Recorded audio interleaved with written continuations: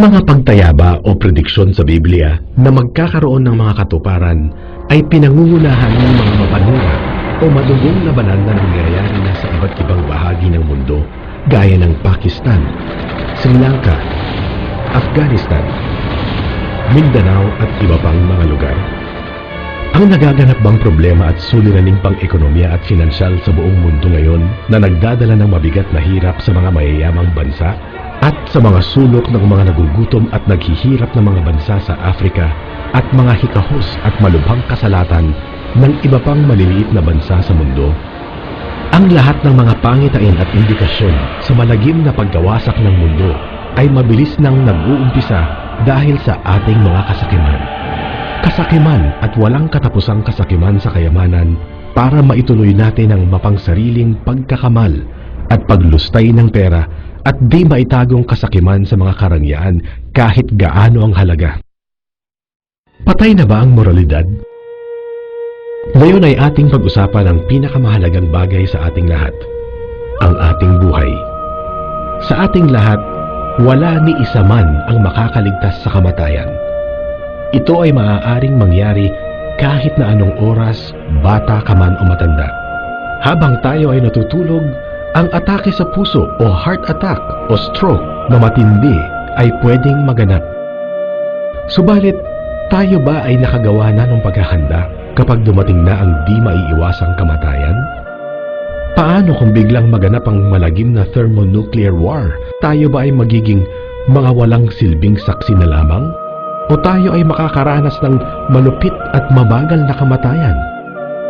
Ngayong natamo mo na ang maraming katagumpayan sa buhay sa iyong paghahanap ng mga karangyaan o yaman sa mundong ito, ano na ba ang iyong ginawa para sa iyong buhay espiritual? Wala? Hindi malaman? Walang kasiguruhan? Maaari pa ba nating mabago ang kasalukuyang kalagayan natin na walang pinanghahawakang katiwasayan? Mayroon pa bang makakatulong sa atin ituwid ang mga kamalian ating mga nagawa na? Atin bang napag-isipan ng mabuti na ang ating madadala lamang kapag tayo ay namatay na ay ang ating kaluluwa lamang? Saan? Ano ang sinasabi ng Biblia tungkol sa eschatology? Ito ay sangay o bahagi ng teolohiya o theology na nagbibigay ng kapaliwanagan o kaganapan ng mga propesiya o na nasa Biblia tungkol sa mga huling araw gaya ng kamatayan, huling paghuhukom, langit at impyerno. Mayroon ba talagang langit at impyerno? Ang pangitain ni Apostol Juan sa aklat ng Revelations o Apocalypse ay nagsasalaysay at naghahalintulad sa isang lungsod o city na punong-puno ng makislap, makinang at mamahaling bato at maliwanag na mga kristal na jasper. Ang langit ay sinasabing mayroong 12 o 12 gates o malalaking pintuan na mayroong 12 ring pundasyon. Ang paraiso ng halamanang Eden ay muling nabuhay. Ang ilog ng tubig ng buhay ay muling umaagos ng walang hadlang at ang puno ng buhay ay makakamtan na namang muli. Namumunga ng masagana at ang mga dahon nito ay nagagamot ng mga bansa. Kahit na napakaganda ng pagkakasalaysay o deskripsyon ni Juan ng langit, ang katotohanan o realidad ng kalangitan ay hindi kaya ng kakayahan o abilidad ng tao na totoong maisiwalat o masabi ang buong kagandahan ng langit sa unang Korinto 2:9. Kaya sa maigsing eksplanasyon, ang langit ay isang lugar na di kayang maipaliwanag ang kagandahan at saya nito. Ang langit ay lugar na parang nagsasabing wala na.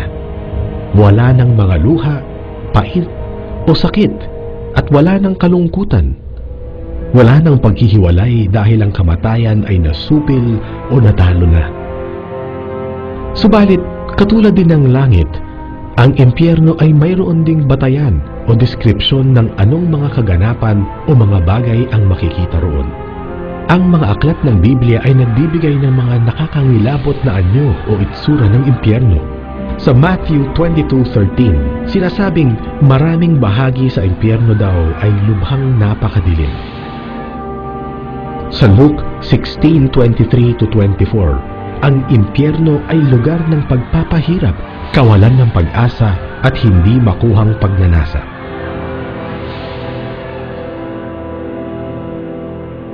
Sa 2 Thessalonians 1:9, ang impyerno daw ay puok ng walang katapusang pagwasak. Sa Revelations 21:8, ito daw ay makikitang lugar na ang mga nandoon ay mga taong nasusunog sa pamamagitan ng malakas na apoy at brimstone o nagliliyab na mga bato.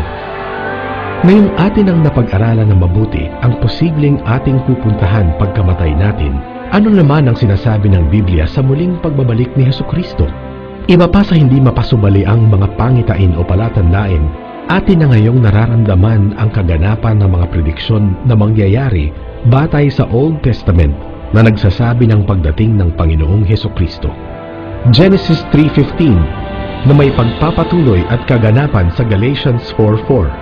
Sa aklat ni Zechariah 12:10 ay naganap din kay John 19:34 at sa Psalm 22:11-18 muli sa aklat ni John 19:23-24. Ang lahat ng pagkakatotoo na mga binanggit na mangyayari tungkol sa pagdating ng ating Panginoong Hesus ay dapat ikagalak ng mga mananampalataya dahil ang pangako ng Diyos ay natupad na. Ang second coming o ikalawang pagbabalik ng Panginoong Hesus ay pagtatapos din ng mortal na mundo. Ang Bible ay walang ibinigay na hudyat o palatandaan kung kailan ito magaganap. Subalit, mayroong tatlong bagay na magaganap muna at ang mga ito ay rapture o pagkuha ng mga ligtas na upang sumama na kay Jesus sa itaas ng alapaap o sa ulap. Ang ikalawa ay ang tribulation o matinding pagsubok at ang ikatlo ay ang ikalawang pagdating ng Panginoong Jesus. Subalit, ano ba talaga ang rapture? Ito ay ang sa isang kisap mata o pagpikit ay i-snatch o dadagitin lahat ng mga mananampalataya ng mga members o kaanib ng tunay na Church of Jesus Christ at tunay na tumanggap kay Jesus upang umakyat na sa langit na kasama ng Panginoon. Ito ay masusumpungan sa 1 Thessalonians 4:17.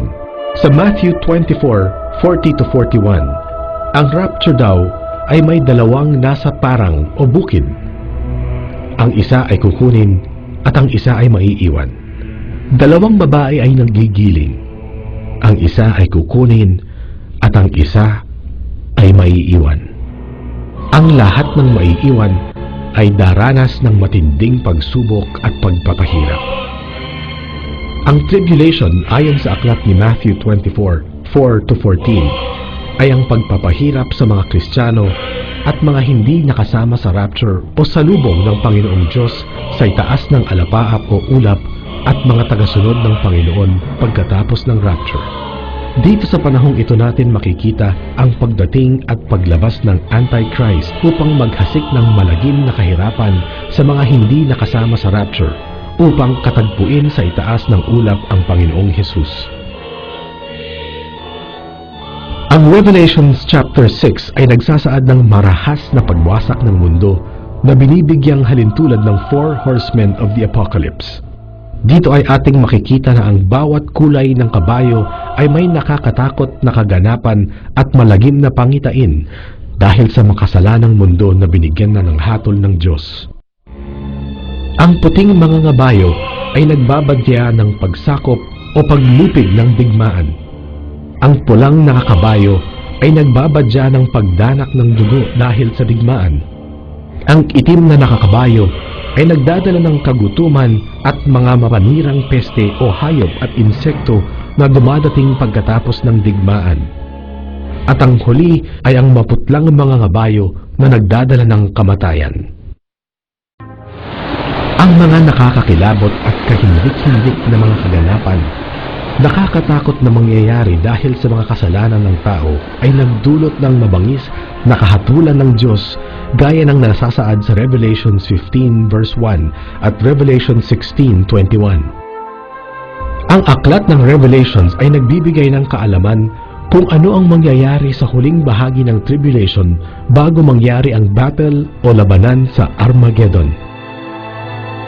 Una ay isang napakalakas na lindol na di pa nararanasan at mayroong makapanirang lakas na yayanig sa buong mundo. At ang makaitlo o 1/3 ng mundo ay masusunog. Ang makaitlog o 1/3 ng buong karagatan ay mawawasak at 1/3 o makaitlo ng lahat ng tubig ay malalason. Pagkatapos ay nakakatakot na kadiliman ay lalambong o lalaganap sa buong daigdig.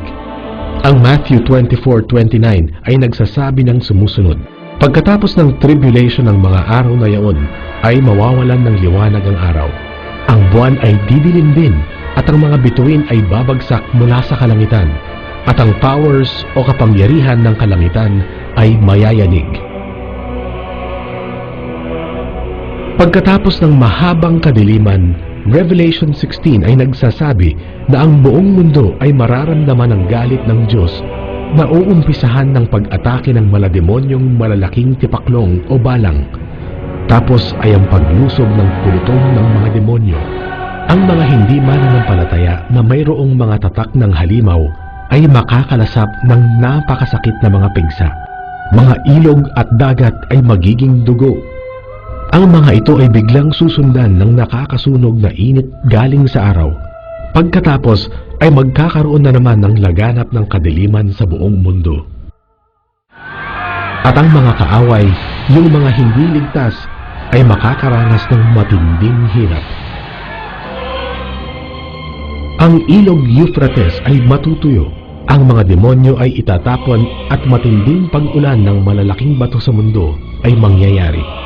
Pagkatapos ng mga iyon, nakakatakot at napakalakas na lindol ay muling yayanigin ang buong mundo. Ang mga sunod-sunod na nabanggit na mga pangyayari ay naghuhudyat na ng muling pagdating ng ating Panginoong Hesukristo at ang Armageddon, ang huling laban ng Diyos at ni Satanas ay magaganap na. Dito sa labang ito, si Satanas ay tuluyan ng matatalo at si